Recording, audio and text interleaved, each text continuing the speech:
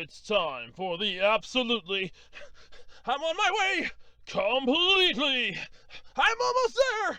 Random! Why are there so many stairs? Podcast! Oh, jeez! With Andrew Rhodes. Hello, everybody, and welcome to another episode of the Absolutely Completely Random Podcast for Saturday, June 26th, 2021.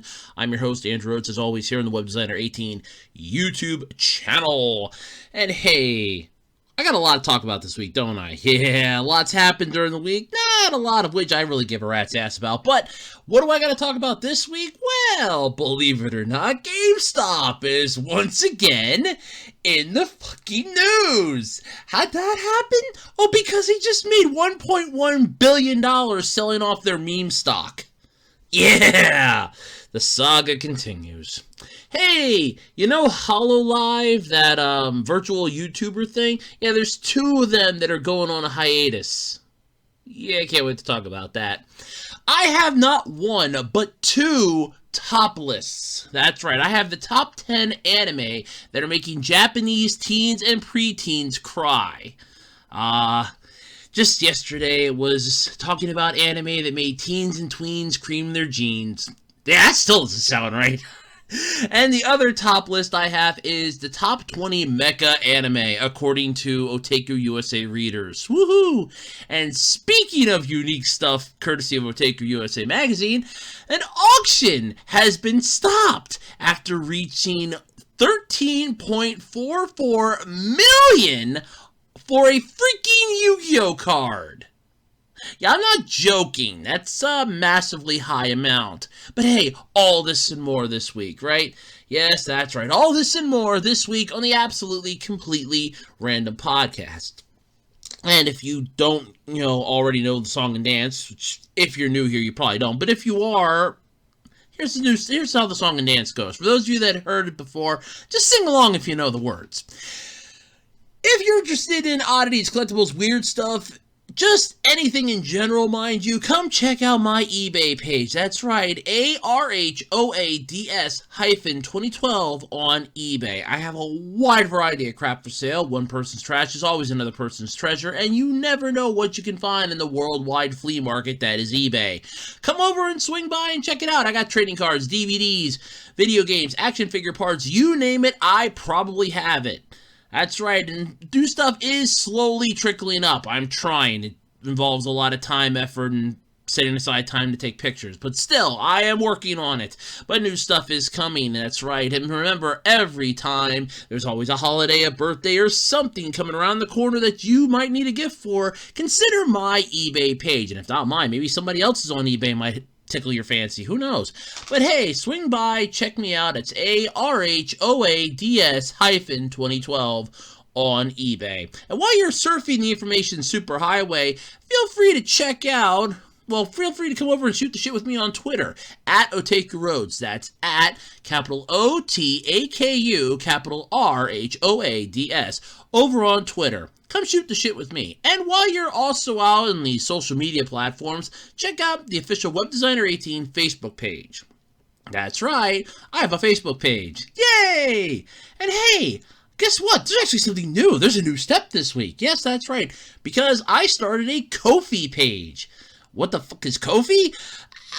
It's, basically, you can support people that create stuff. And hey, I create stuff! Okay, I'm trying it out. If it doesn't work, I won't do it anymore. But I'm still trying it out, but I gotta let people know I do it. Either way, come over and check out the Ko-fi page. By the way, links to my Twitter, Facebook, and Ko-fi can be found in the About Me section here on the channel. That's right, just going over to the About section, you'll see it right down on the bottom. There's Twitter, Facebook, and Ko-fi. Yay! Okay, I'll stop now. Alright, so this is the part where I usually talk about how my week went, and honestly, I've got to admit, this week wasn't as bad as I had envisioned it being. Okay, it really wasn't the world's greatest week, but it wasn't a bad week either, so there is that. It's just one of those I went with the flow kind of weeks. Yay! Work was tolerable for the most part. Although I do have to admit, though, this has been something really funny, though, this week. So, 3 times a week, I get a sandwich from the convenience store 2 miles from my house. All right? And I get this... It originally started because the one day at work, I was just craving an Italian sandwich. I wanted an Italian sandwich so badly, it wasn't funny. I'm like, oh my God. I'm thinking it the whole day at work. I'm like, oh my God. Whoop. Sorry about that. I dropped. That was my bad. The whole day at work, I'm thinking, or the whole morning at work, I'm like, God, I really want an Italian sandwich. I really want an Italian sandwich. I'm like, there's got to be a place that has an Italian sandwich around here.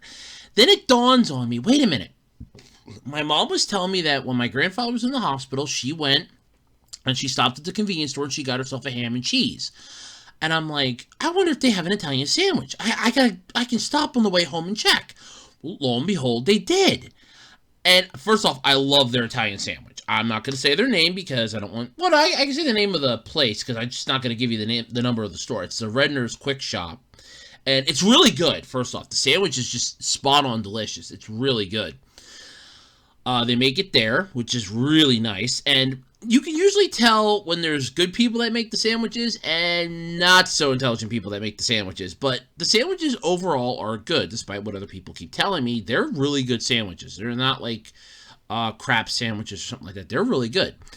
So I make this sort of like a ritual in a way. It's like a Monday, Wednesday, Friday ritual for me. Sometimes I'll change it up, might do it on a Sunday instead of a Monday, but it's usually Monday, Wednesday, Friday. Definitely Wednesday, Friday, but usually Sunday and Monday might might be intertwined. I don't know.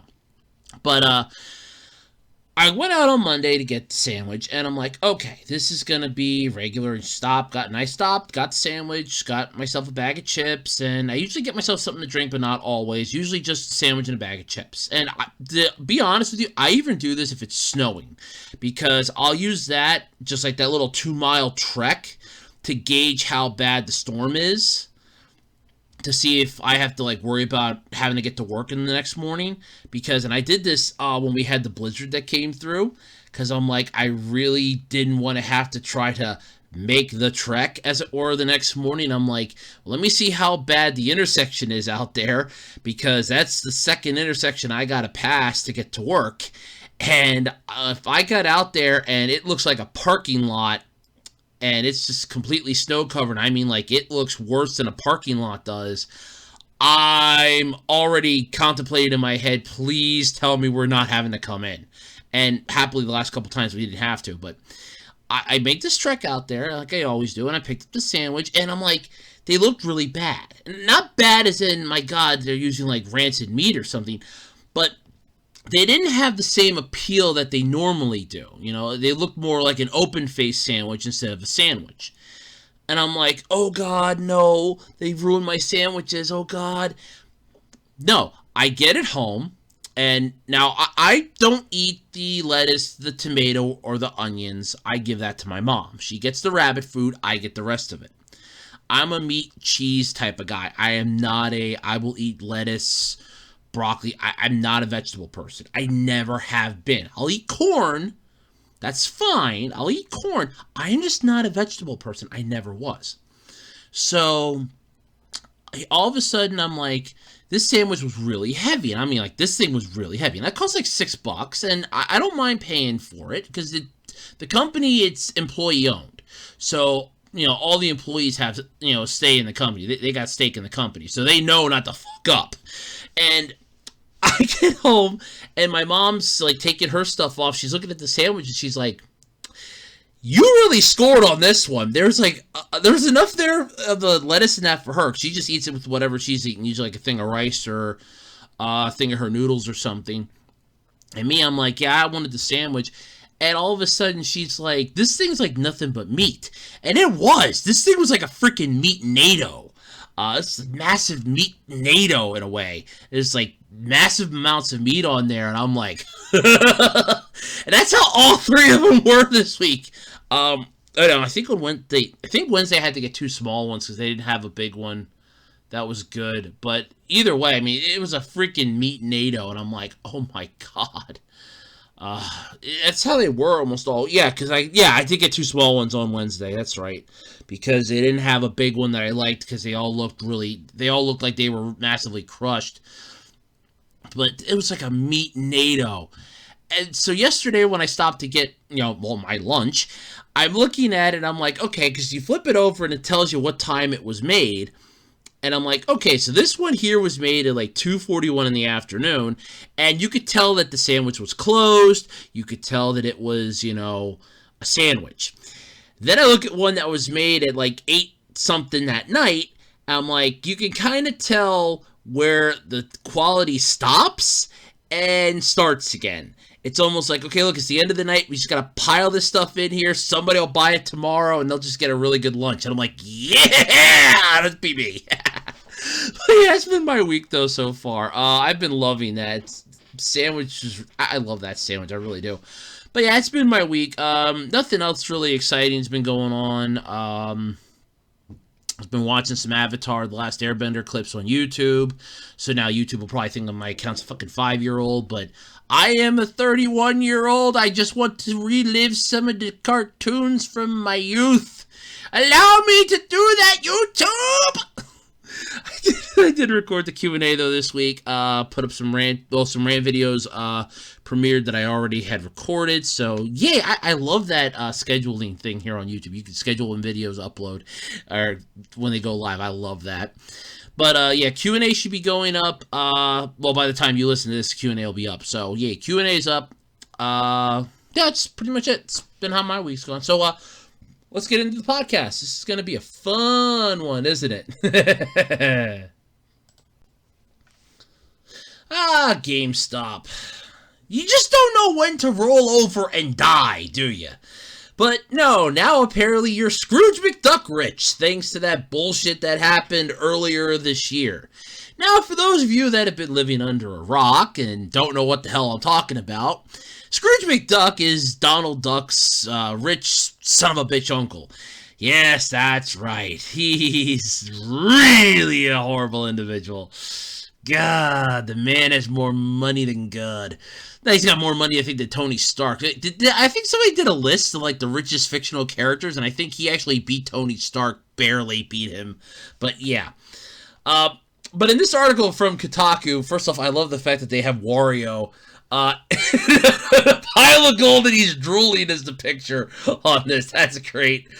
But remember, though, about a year ago, GameStop was circling the drain. I mean, the writing was on the wall. They were going down in flames. Their idea of trying to change up their business model of, well, here, we're going to be like a Chuck E. Cheese in a way. You just drop your kids off, and you stay with your kids, and you guys play games, and please, God, come in here and shop. They're actually paying you to come into their damn store. Let's remember how well that went. And they managed to now cash in on their recently skyrocketed meme stock. Yeah. They pulled in $1.1 billion, bastards. They completed its previously announced at-the-market equity offering program. The ATM program, GameStop announced today, is in a new SEC filing. The company ultimately sold 5 million shares of its common stock under the ATM program and generated aggregated gross proceeds before commissions and offering expenses of approximately, I'm not even shitting this number either, by the way, $1,126,000,000. That's $1.1 billion in addition to the 3.5 million shares of additional stock the company sold back in April for roughly $551 million. So what the fuck? Now GameStop's got money again. How the hell did this happen? Oh yeah, that's right, because of that whole Reddit thing that happened earlier in the year. That sparked the stock to skyrocket. I remember making a comment when I was talking about that on here. I'm like, I'm thinking insider trading, which I still do. Don't get me wrong. I'm still swearing insider trading on this. It had to have been. But the first thing I was thinking of is, damn, because like a year ago, when the company was filing for bankruptcy protection, I was like, man, I want to, it's like, I can buy stock in their company now and it's worthless. I should have bought some stock in their company and I would have made millions. I was kind of pissed at that. I was like, God damn it, I screwed myself on that one. But what's GameStop gonna do, though, with their newfound windfall?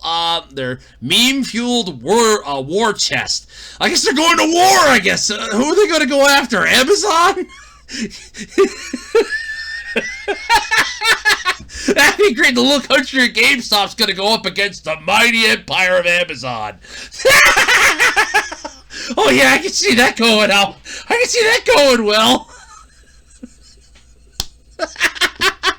That's like a really bad strategy game decision. It's like, well, you just managed to plunder this entire village of its resources. What are you going to do now? We're going to go after the Empire. Stupid idea, but no. They're not doing that.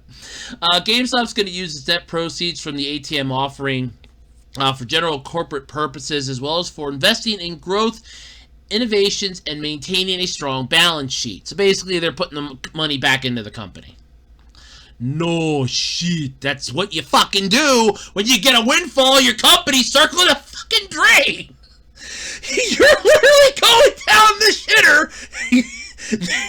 Their company was going down the toilet faster than an unwanted burrito on Taco Tuesday. And it's going down the shitter, and all of a sudden it's like, oh my god, we're worth money again, we're worth something, what do we do? It's like, we put the money back into the company, we help it grow, we nurture this plan like we should have in the first place, and we stop screwing over the players! Or we can just give ourselves all big bonuses, that too! I mean, they're basically putting the money back in, but my guess is it's probably going to be going back. And the trickle-down theory of economics with this is going to be, it'll go to the higher-ups, and the water's just going to stop there. That's probably what's going to happen. I mean, let's face it, the company royally fucked itself. So unless it had an eye-opening experience, and it's like, we're going to die here, and then all of a sudden they get the massive influx of cash. It's like, oh my god, we have a chance to survive. We have a chance to survive. Okay. We're back. We have money. We should help people. Nah, I don't see that happening. I don't see it happening.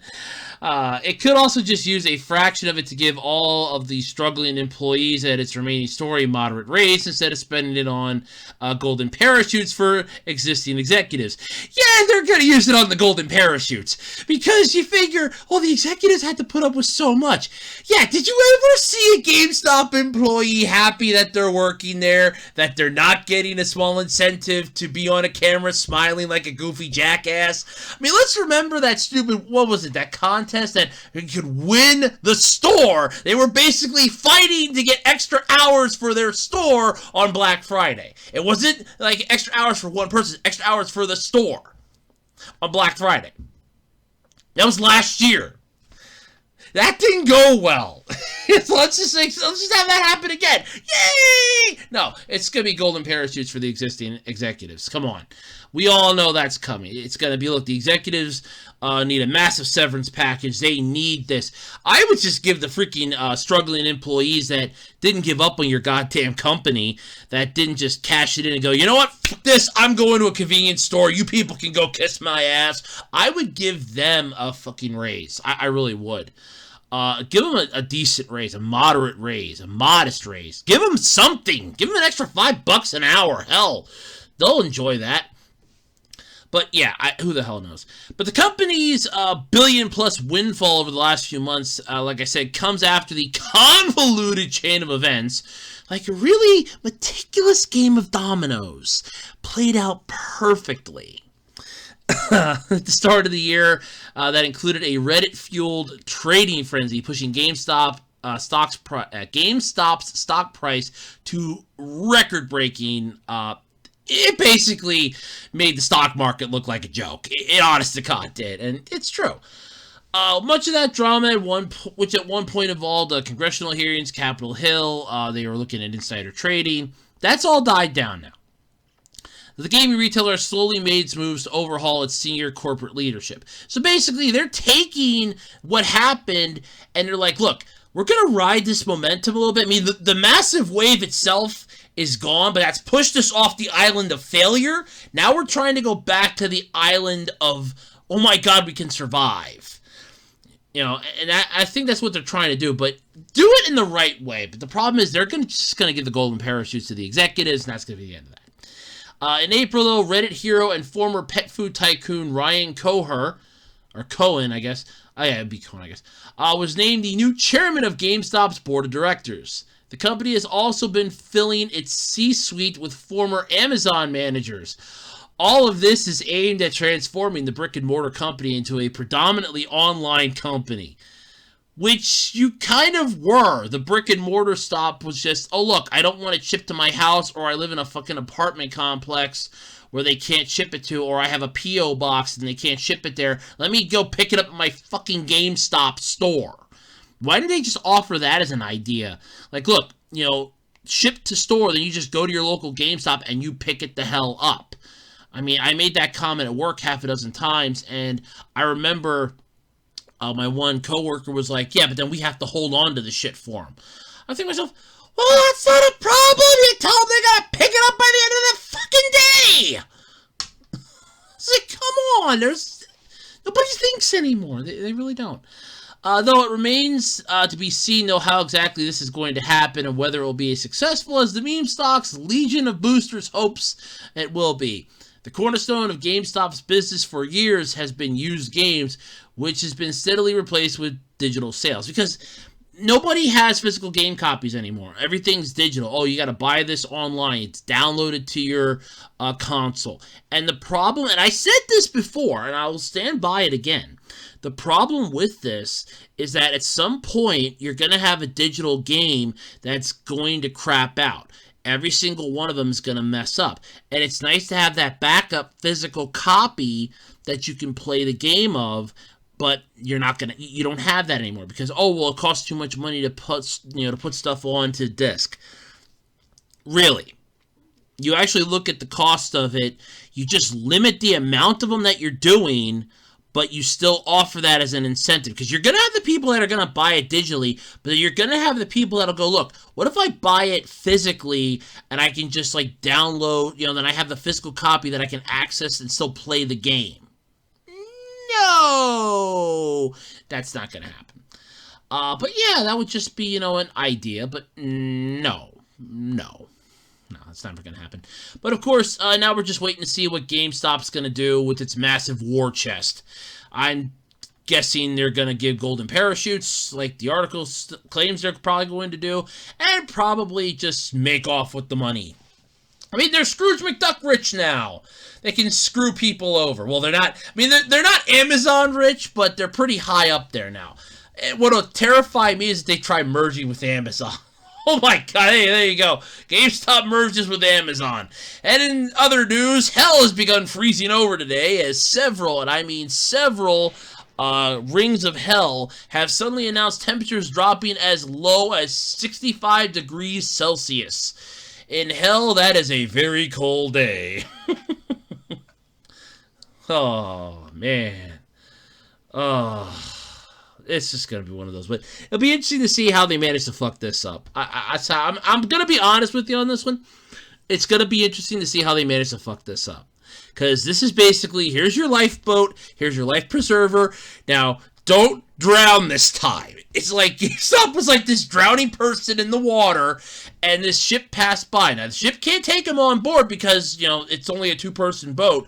But they're like, here's an inflatable raft, here's a life ring, and here's a life jacket. Now, try not to drown this time. And then the boat just takes off. It's like, we can't help you into our boat, but here. Now, try not to drown this time and see what happens. I don't see GameStop succeeding in this. I see them messing this up. Somehow, I see them fucking this up. Don't ask me how, but I do. I just do. VTubers. I have to admit, this has been one of those fads that, honestly, I have not gotten behind, but at the same time, I encourage. But 2 Hololive virtual YouTubers are going on hiatus. So it was recently announced that Hololive virtual YouTuber Coco was graduating, retiring. And that's basically what it is. And now her fellow Hololive YouTubers, and I am going to mispronounce these, I know it, and I do apologize in advance. Akai Hato and Murasaki Shion have made announcements of their own. Yes, this is gonna be fun. And remember, though, I mean, what was that? What was that policy now? That company that? Oh yeah, that's right. If your idol graduates, you can get some paid time off.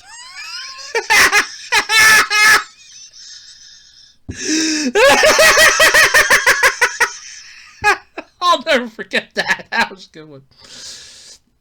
But Hato noted that she'll be paying attention to Coco's graduation event and that she'll be on an indefinite hiatus. She resisted saying why she was going on a hiatus, but expressed a desire to be back with fans soon. Oh, that's never a good sign when you're secretive like that. That's not good. The next day, Murasaki Shion said that her physical and mental health requires her to take a break. Coco's graduation is also difficult for her emotionally. She's also dealing with a sore throat and promised that, unlike Coco, she will not graduate, but will be back soon after she feels healthy again. See, now, that one actually, she came out and said, look, I got a sore throat, my mental and physical health, I need to take a break, which is understandable.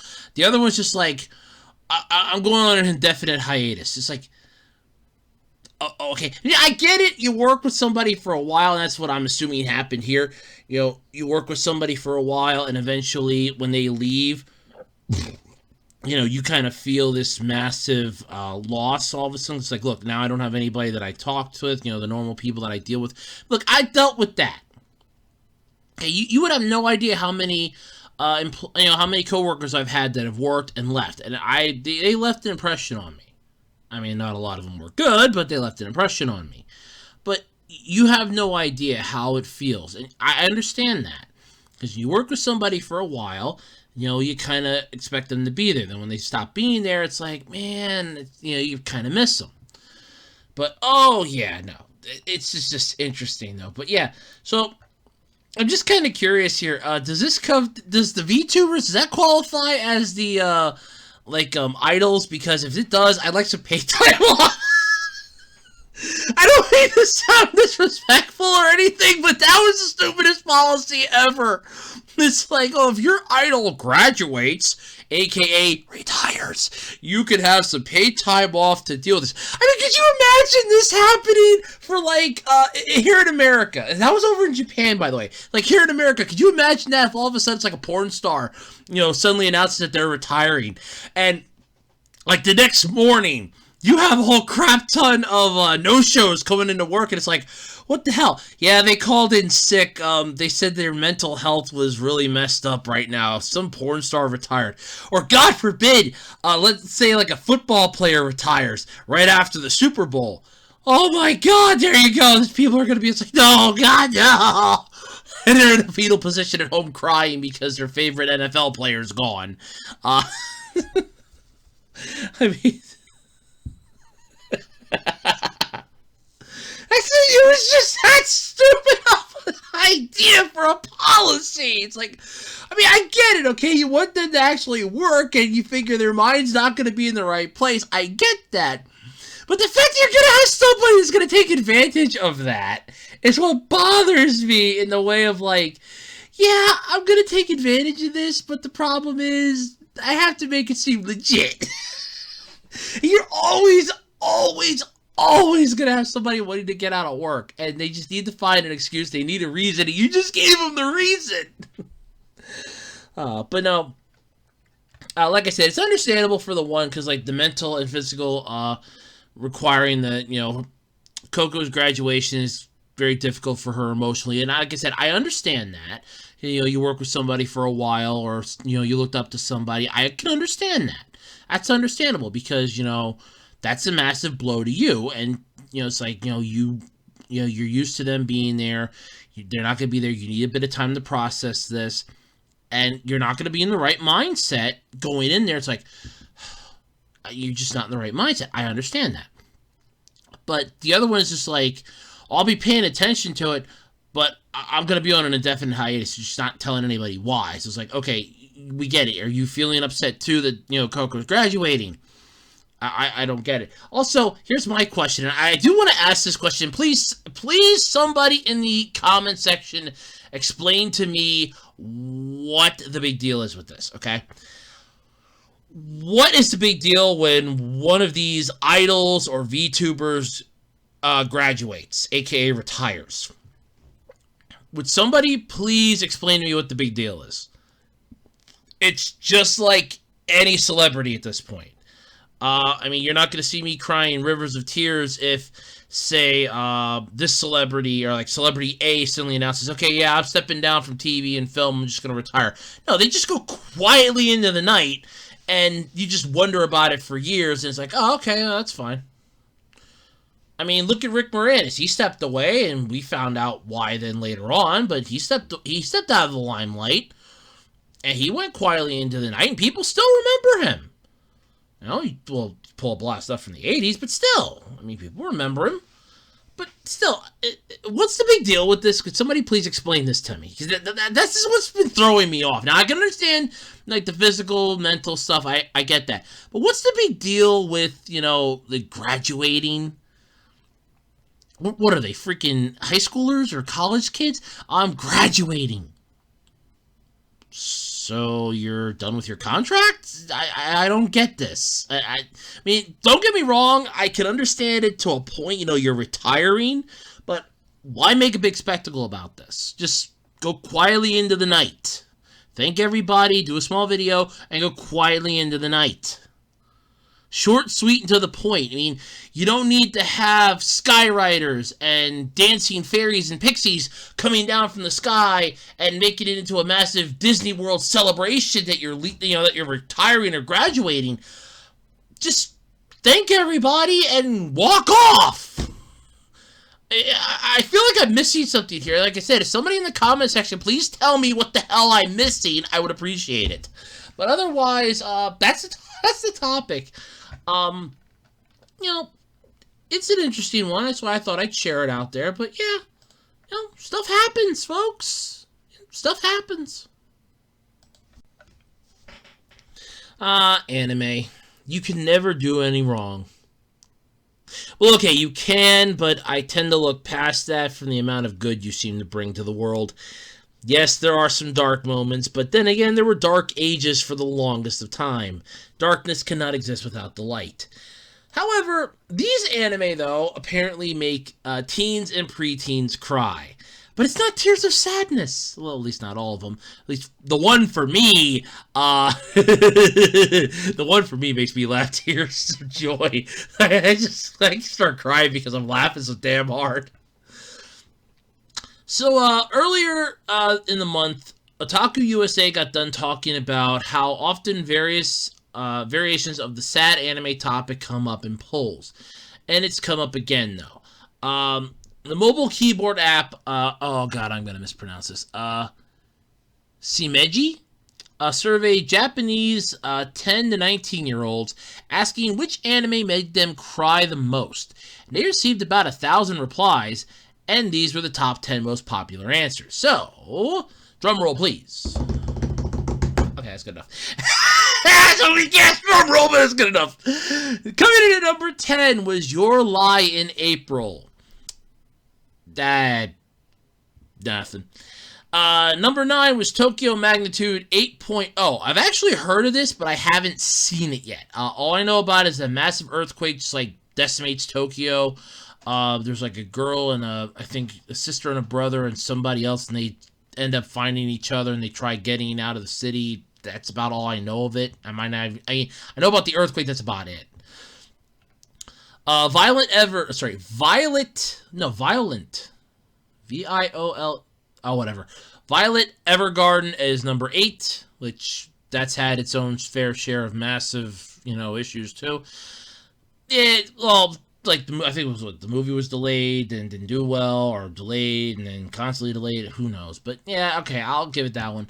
Number 7, ReZero, Starting Life in Another World. Heard of it, never seen it yet. Anohana, The Flower We Saw That Day. Heard it, never saw it. Number 5, though. Number 5, I know all so well. Number 5 is the show that I first saw on Adult Swim. Made me laugh my ass off. And if it wasn't for this show, I would have never known about the 7th Ninja Turtle. No, the 6th Ninja Turtle. I met the 7th Ninja Turtle. I met Luigi the Pissed. I met the 7th Ninja Turtle. Now, I learned about the 6th Ninja Turtle, though, from this show. Crayon Shin-Chan. Yes, that's right. Crayon Shin-Chan. Or as I just call it, Shin-Chan. Oh, I love that show. Oh, God. That made me laugh. It's basically South Park, but in anime form, and a lot funnier! A lot funnier! Number 4 is My Hero Academia, which, yeah, taking from how recent events have gone for the manga, I could definitely see that ranking on this one. Your Name is number 3. I have yet to see that, and it is on my goddamn list to track down and watch. I have wanted to see this. I'm not even joking. It is just finding a goddamn copy of it. I want to get the DVD copy. There is a DVD copy. I want to get this on DVD. Tracking this down has been a pain in my ass because most of the copies that are in good condition are asking an astronomical number because of the title and, you know, the prestige that's following, you know, that comes with it. But with this, oh man, it's worth watching, but I don't want to spend a shit ton of money for a copy. I mean, somebody's selling one on eBay the one time for like almost $200, and I almost spit out my drink when I saw that. Number 2 is A Silent Voice, which I've heard about, but again, not seen. And of course, number 1. How could this not be number 1? Because it's a massive... It is like one of the most popular anime series in all of Japan right now. Demon Slayer. Kimetsu no Yaiba. That's right. Again, I've seen clips of this. That's about it. I saw the collaboration with this and Puzzles and Dragons. I saw the trailer for the movie.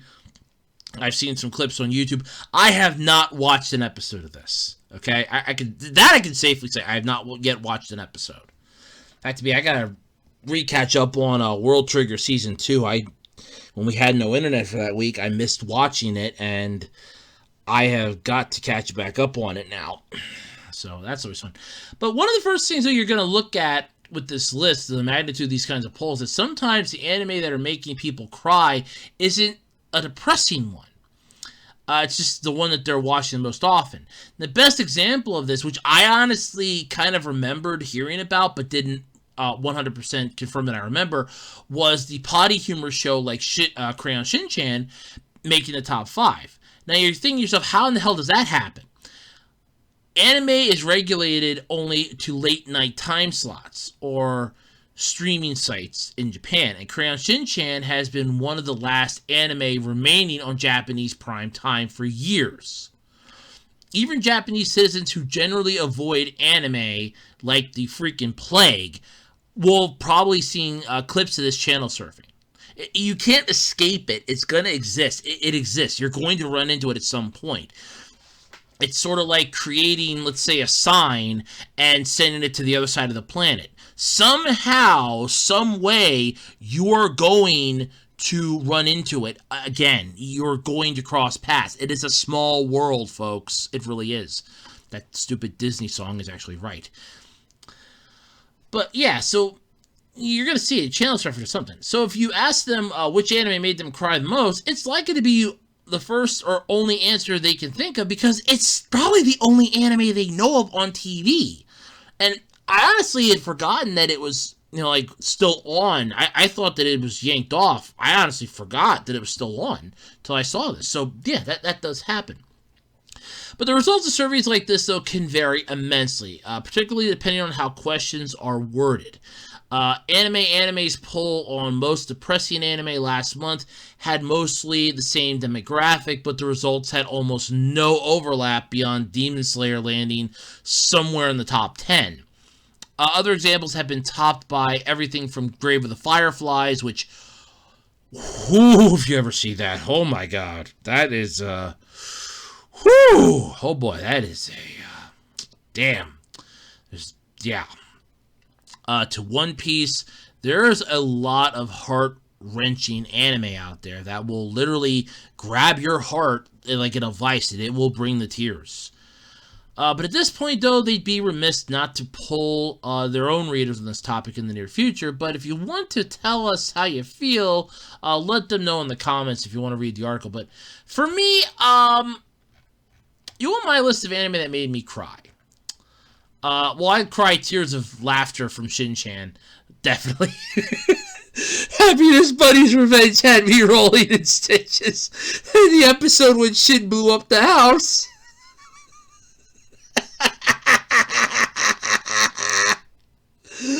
Oh my god, I was laughing so hard. Oh god. That was so funny. I almost started laughing so hard I almost peed. That's how bad it was.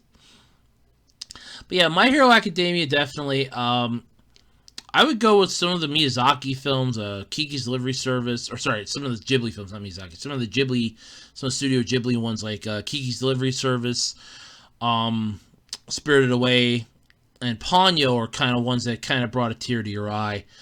I have cried though at a few different anime. There's a definite amount, but none of them on this list though. Definitely. But yeah, I mean, Crayon Shin-Chan makes me cry tears because I'm laughing so damn hard. That's like my face is turning bright red. And it's like my tear ducts are just getting pressed really hard because of how hard I'm laughing, and my head's turning bright red. This is just so damn funny. Oh god, I should see if that's on Tubi. I gotta rewatch that show. But yes, I mean that one does make sense in the long run. But yeah, there are some anime out there that do make you cry. Whether it be tears of joy or just tears of laughter, it still happens. It's still funny, though, when it happens. Alright, so let's go from a list of anime that make you cry, or make teens and preteens cry. Let's go to another top list, the top 20 Mecha anime, according to Otaku USA readers. And believe it or not, this thing actually was a bit of an oopsie list. They ended up making a bit of a mistake. They sent out the story in their newsletter, but they linked it to the original poll instead of the results list. So that resulted in a sudden deluge of last-minute votes, increasing the sample size by over 50% and changing many of the rankings.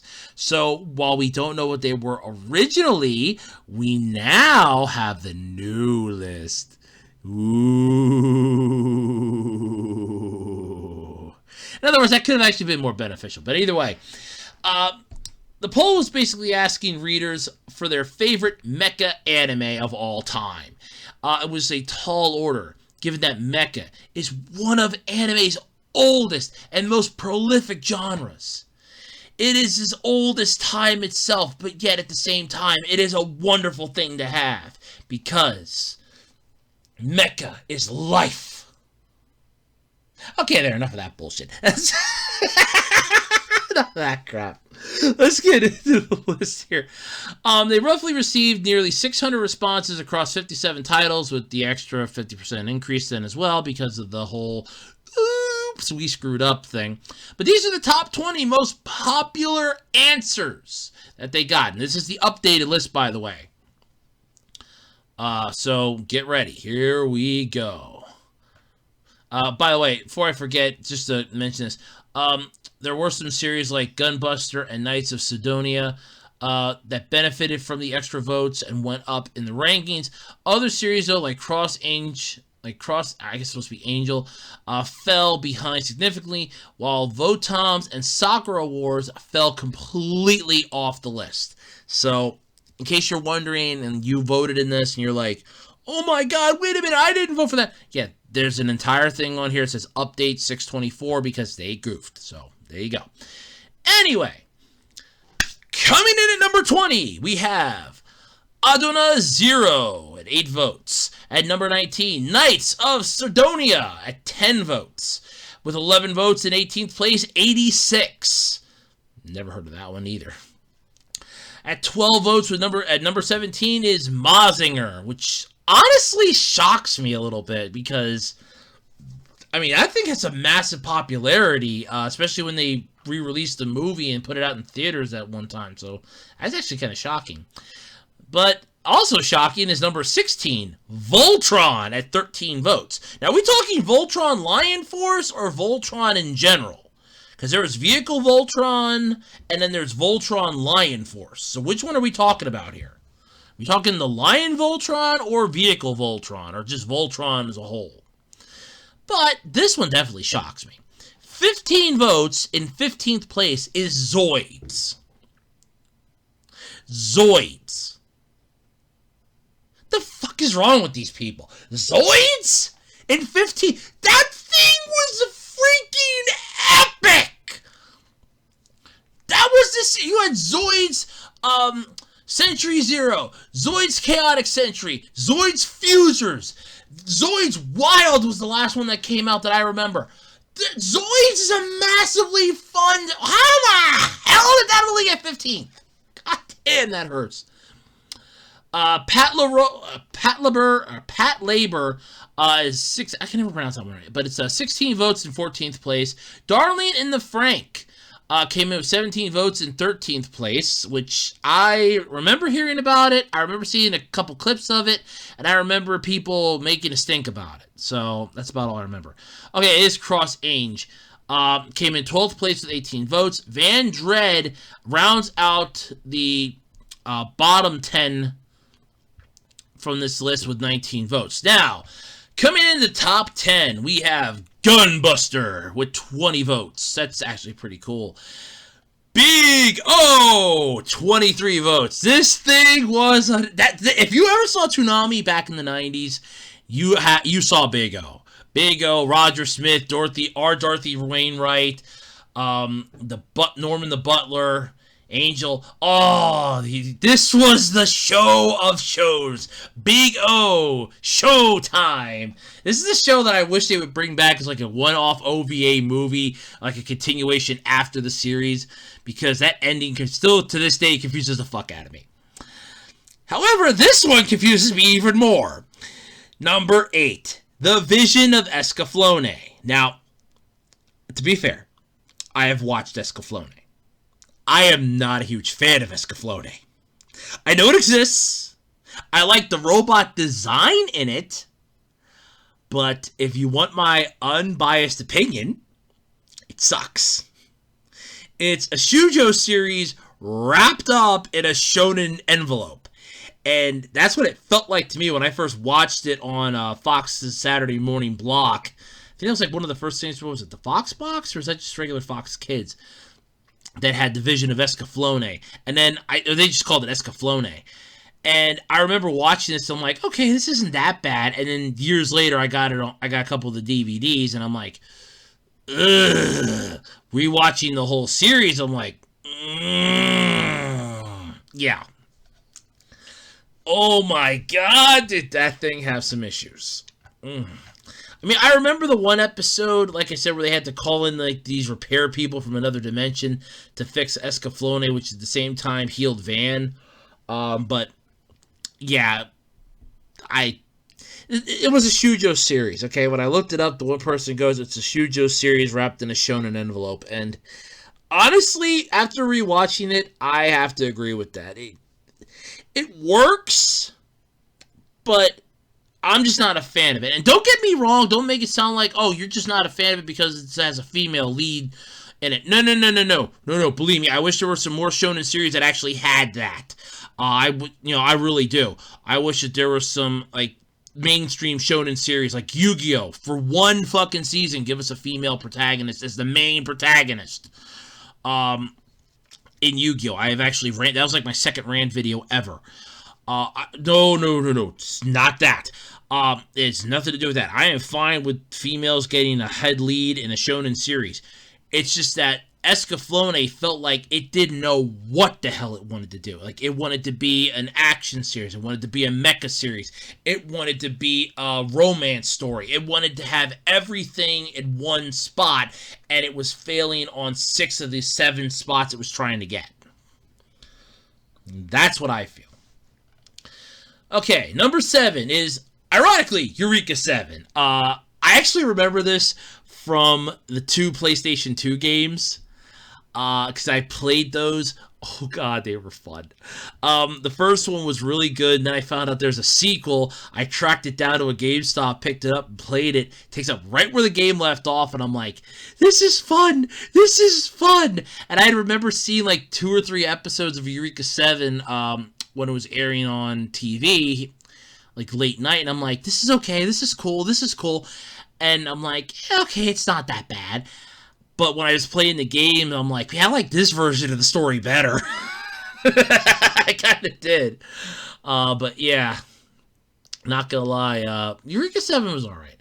Full Metal Panic came in at number 6 with 33 votes. By the way, Eureka 7 had 26 votes, and Escaflowne had 25. But Full Metal Panic came in at 6th place with 33 votes, which, okay, I'd heard of it. I've never actually watched it, but I've heard of it. Code Geass, 63 votes in 5th place. That I believe. Wholeheartedly, I believe that. Oh, I believe that, because Code Geass is just... Look, let me put it this way. If you've ever said that you're a mecha anime fan, and the mecha genre is your favorite, and if I ask you what's your favorite nightmare frame, and you look at me like I'm on drugs, and you cannot call yourself a mecha anime fan. Okay? Hands down. 4th place with 69 votes.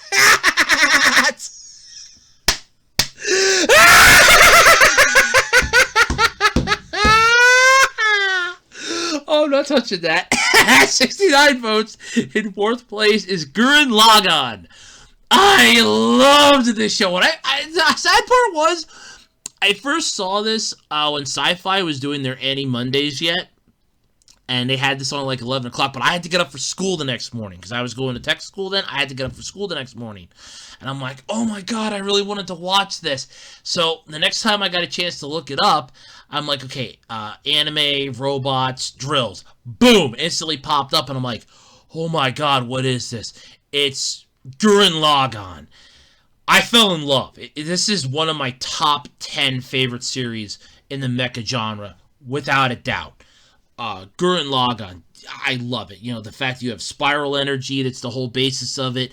You have, Lagann, you have Team Gurren, you have Kamina, who dies sadly in it, but then you have Simone, who basically picks up the mantle, becomes like a symbol of hope for everybody, gets constantly screwed over in the second arc, after they save everybody from the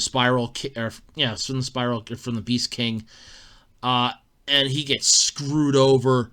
Oh man, does he get screwed over. Then we find out that apparently the king was keeping humans underground for a reason, because once 1 million humans exist on the surface, the anti-spirals will come and try to kill everybody. I would say spoiler alert, but this thing's been out for years.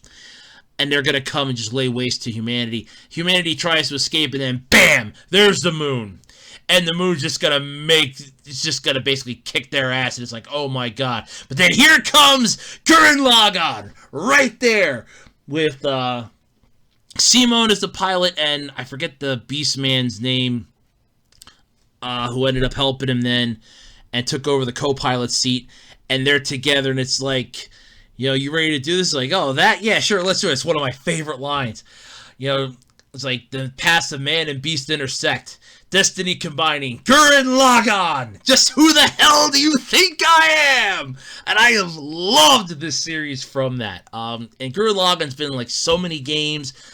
Some of the Super Robot Tyson Wars. This thing is iconic. So yes, 4th place, well deserved. You're in my top 5 for my favorite mech anime. So yeah. 3rd place with 73 votes is Macross, which I could buy that.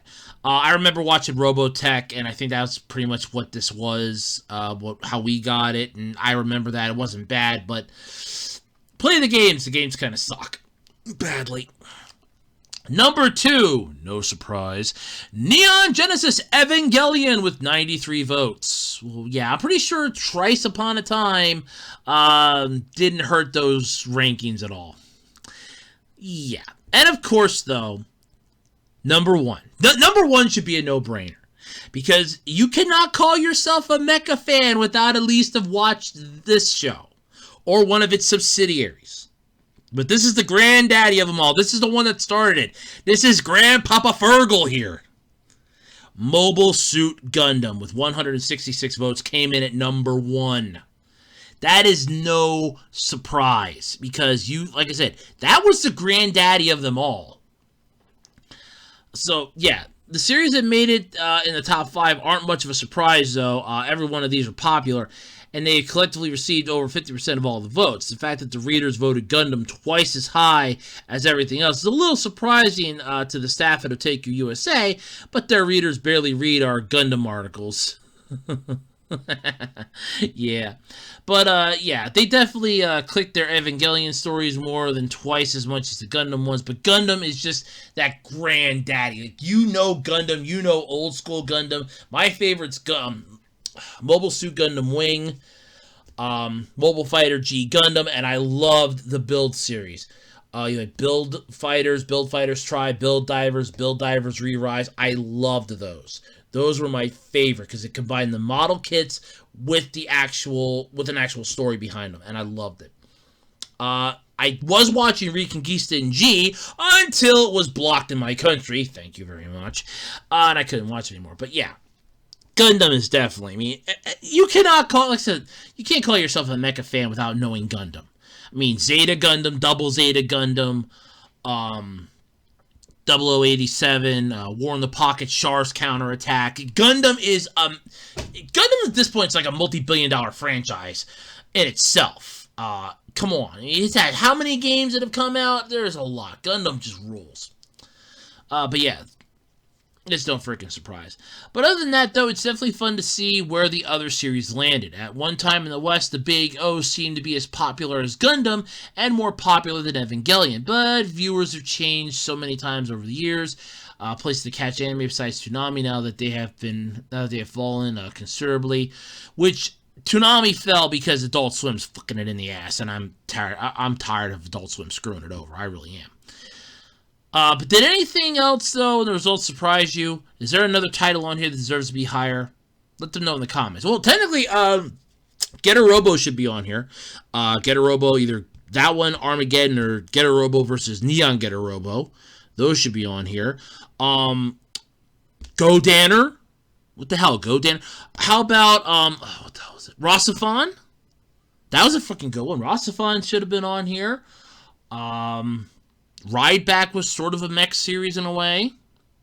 That could have been on here. What about LBT? LBT could have been on here.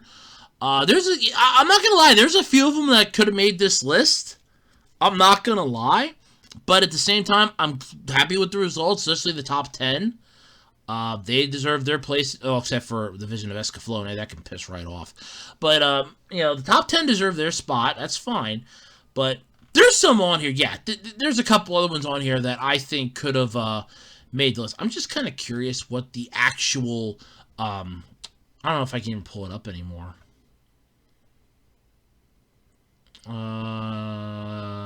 Okay. No, can I? It shouldn't work anymore. I'm just curious what all they had on here. Okay, here we go. Okay, I can actually pull... Alright, I can see the list here. Okay, Aquarion. Yeah, that's one that should have been on here. Big O. Blue Gender. I didn't actually consider that a mecha in a way, but yeah. Broken Blade, definitely. Buddy Complex. Yes, but not in a good way. That ended so fucking stupid it wasn't funny. Code Geass, Cyborg 009. I don't consider that a mecha. I consider that more of a fantasy. Eureka 7 was on here.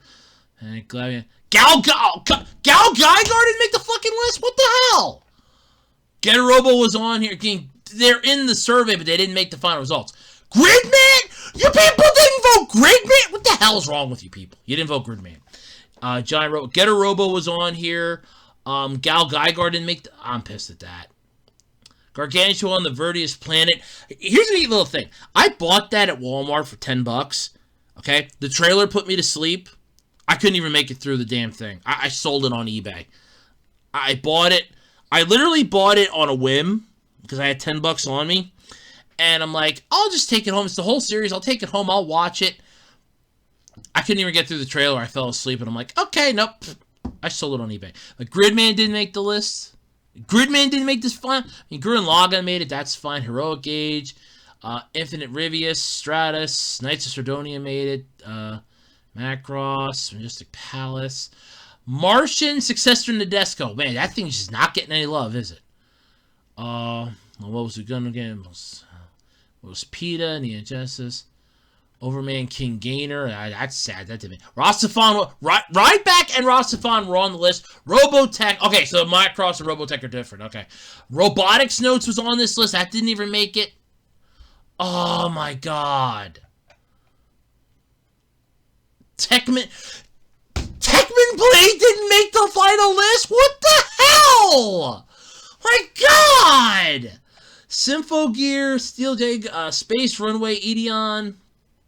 Oh my god. Voice of Interest, Voltron made it. Yeah, Zoids. Zone of the Enders. See, I can see Zone of the Enders not making it because you really have to know that is an obscure one. I didn't even know that they came out with a game recently for the PS4, but I know that Zone of the Enders is an obscure series. That I know. But oh my god. I think Van Dread did make it, I think. Yeah, I don't remember. Voice of a Distant Star, but okay, like I said, Zone of the Enders I can understand. But, you know, seriously. Techman Blade didn't make the list? The Tomica series didn't make the list? Robotics Notes? What the fuck is wrong with you people? Rideback, Rastafan, Robotech. Rideback was a good series. Oh my, that must be one that people slept on. They don't know about it. Rideback is a damn good mech series. It really is. It's not even full mech. It's basically, think Zoids Wild, but with motorcycles. But Rastafan? Come on! Rastafan's basically like Neon Genesis Evangelion, just without the religious bullshit. Literally! Overman King Gainer, which I'm surprised at that because that just recently got some news. That was put out on the news in a while, so like a while ago there was some news on that. There's like a whole bunch of them on here that didn't make this that are massively disappointing to me. Yeah. Heroic Age, Heavy Object, Guilty Crown. I'm really pissed that Gridman and Godanner didn't even make the final list. Get a Robo.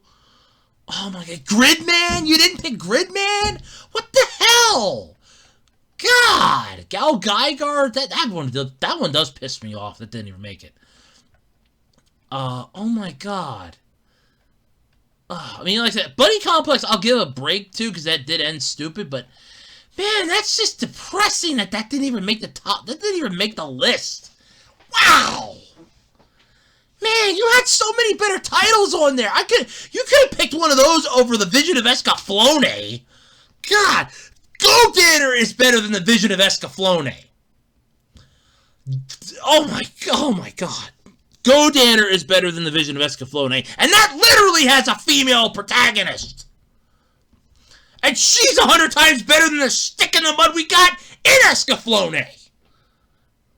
Yeah, Anna is a lot better. Anna from Godanner is a much better female protagonist for a mech series than the stick in the mud we had for the Vision of Escaflowne. 100 times better than her. Hands down. Oh my god. Oh my god. That's... Get a Robo. Get a freaking Robo didn't make the list. What the hell? Oh my god. You people have problems. It's like, well, I'm just going to pick the most popular ones. Well, what? You just like went through. It's like, oh, I know this one. Broaden your horizons, people. I mean, I can understand Ride Back maybe not making the list and maybe Rastafan because those might be series that people slept on.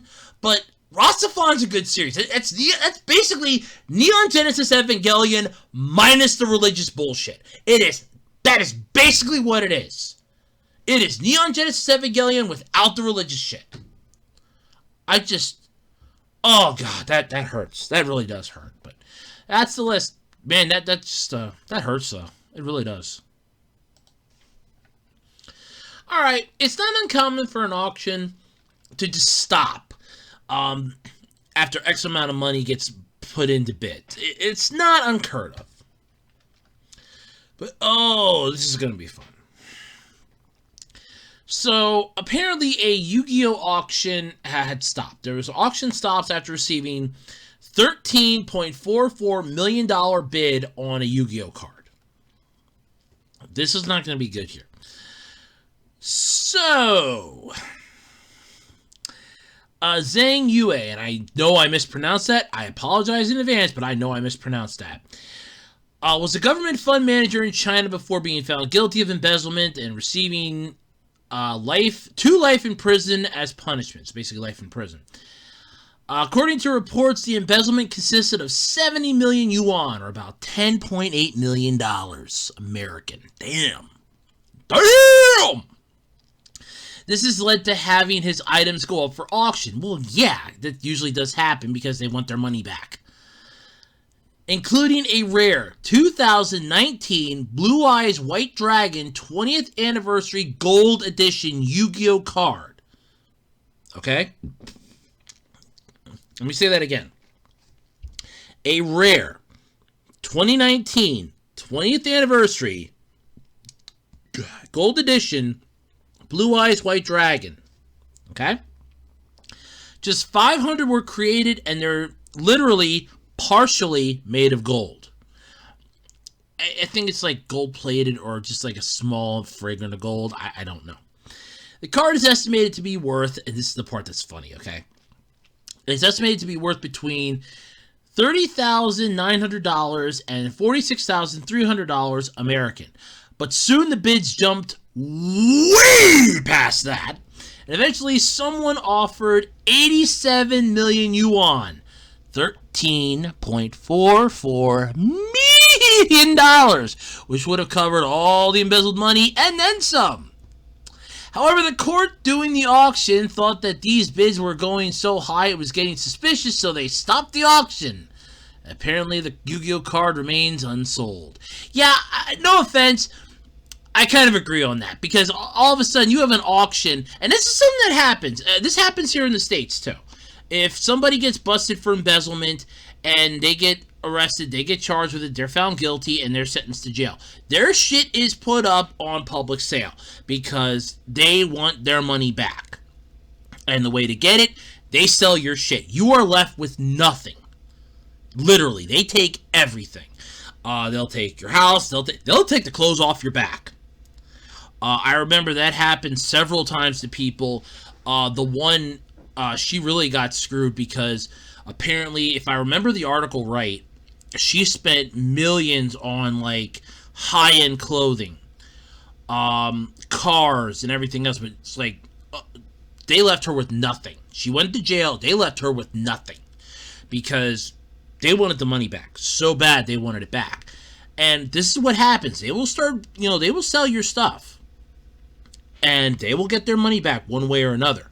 And it's not only whatever the amount was that you stole or embezzled, but it's also whatever, like, fees and that they incurred by taking your ass to, court to prove this.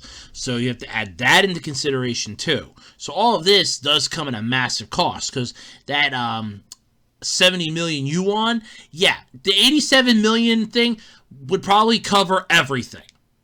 That's probably actually being a little more generous than they're thinking. That'll probably cover everything, because you have to figure they had to pay somebody to sort all the items for auction. They had to pay court fees. They had to pay for the attorney to go through and, get all the evidence, prosecute the case, all that. They had to pay for that. So they want their money back somehow. So of course, but yeah, when all of a sudden the bids jump up when somebody offers that much money, that's 1,000 red flags. That's almost like going to an auction, like let's say Sotheby's auction, or you go to like a regular auction, and somebody has like a first edition Charizard card. And all of a sudden you're like, hey, I'll give you $50 million for it. All of a sudden, red flags are popping up all over the place, because now they're a little suspicious about how you got all that money. Because now it's like, whoa, wait a minute. How do you have $50 million? Yeah, that kind of instantly shoots red flags galore out their ass. And it's understandable. It really is. Because now all of a sudden it's, well, wait a minute, how do you have that much money? How could you possibly have that much money? There is no way you have that much money. And then just like that, now they know you're full of it. So then all of a sudden it's like, well, that just poisoned the auction, because when somebody does this, it's usually for one of two reasons. Either A, it's a rival that really wanted it. They've seen it. And now that the person's gone to jail and they have to put it up on auction, they can get it. They think they can get it cheaper, which does happen. I mean, that's how. Believe it or not, that's how a lot of people actually get some really good stuff. Go to tax auctions. You just got to pay the tax on it. A majority of the time, because there are people that literally can get houses like that. They just pay whatever the taxes are owed on the house, and it's theirs. There are people that do that, and then they up and sell it themselves, and they can make a profit on it. They turn and burn it. And it's a very lucrative business. There are people that do this. But when it comes to something like this, it's either, okay, person A wanted it, and person B wanted it, now that person A that had it is going to jail, they can pick it up, figure they'll get it really cheap, and they might actually have the money. Or B, it's somebody that person A knows that's shot the bid up really high so that it doesn't get sold, so that when they get out of jail, they'll still have it. Then they can sell it and restart their, empire all over again. And stuff like that does happen. It's sort of like mafia level shit, but it does happen. There's like stories all over the net about this stuff. But yeah, it does happen. But still, it's just one of those unique moments where you just have to sit down and go, what the hell? But yeah, if it suddenly jumps up that much, somebody makes that offer, and it jumps way past what it's estimated to be worth, no, that's some red flags shooting up for me too. That's where I would go, nope, whoa, woo-hoo-hoo-hoo, we're stopping this. No. At that point, I would have just did a silent auction. I'm not even gonna lie, but I would have just done a silent auction. And see, because then with silent auctions, they have to put down their information. They need to put their name and everything else, because they're not going to tell you who you are. Seriously, they're not going to tell you, because it's a silent auction. You don't know who's bidding. That's just it. It's a silent auction. Only people that will know are the ones that are selling the item, that are auctioning it off. They're the only ones that'll know. So if they're trying to see if you, like, quote the devil, are somebody that they should be keeping an eye on, a silent auction would be the way to go with this. Now, I don't understand Chinese law. I just want to say that right now, so I don't know what they're going to do. But yeah, as far as this, I would have did the same thing. Red flags would have been shooting off like crazy. I mean, we're talking crimson flags here at this point. That smells of, whoa, why are you bidding this much? No. We're stopping this. Yeah, I agree with that wholeheartedly. That would have been red flags shooting off like crazy. Wholeheartedly, but yeah. Nope, that's red flags going off. That is definitely red flags. Red flags be going off like crazy. Wholeheartedly, I agree. That's red flag galore. But yeah, hopefully it'll get sold. But yeah, that would have paid for the, because like I said, you also have to figure like fees and other stuff that were added on to that, that would have probably paid for all of it, but I could understand them not going that route because, yeah, like I said, that's red flag city. That's all of a sudden, hey, how did you get this much? No. Yeah, that's red flag. That's red flags galore. Sorry. I agree with that. That is red flags galore. So, yeah, definitely, nope. No. Definitely not. Alrighty, folks, that's going to do it then this week for the Absolutely Completely Random Podcast. I'd like to thank everybody for hanging out and dealing with me for the last, I'm probably going to say like hour, over an hour, however long this was. Thank you for dealing with me, putting up with me, listening to my ramblings as I talked about stuff that I found throughout the week. But hey, that's just who I am. But anyway, thanks for hanging out with me. And like always, like, comment, subscribe, ring the notification bell. Don't forget, check me out on Twitter at OtakuRoad. You can also check out the official Web Center 18 Facebook page. And don't forget to check out the Ko-fi page if you feel like donating to help support the channel. Because, hey, let's face it, I'm never making money with this. I'm never going to make any money with YouTube. But you never know. But yeah, that's about all I got for this week here on the Absolutely Completely Random Podcast. Thank you, everybody, for tuning in, for hanging out, and I will catch you all next time. Bye, everybody!